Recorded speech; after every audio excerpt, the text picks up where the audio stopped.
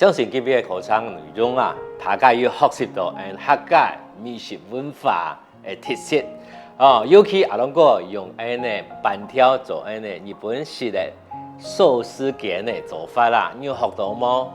未做得啦，透过美食文化认识到当地某强嘅版嘅文化变化，不论係有创新嘅，也係讲传统嘅做法啦。希望客家料理啊做得投入某强样嘅想法，希望做得变化很大。希望礼拜嘅歌唱啊，大家做得学习到美食文化啦，也係料理嘅技巧。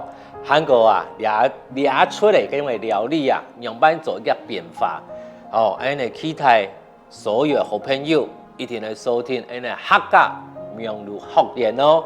阿龙哥啊，会继续让大家来服务哦。羡慕大家，拜拜。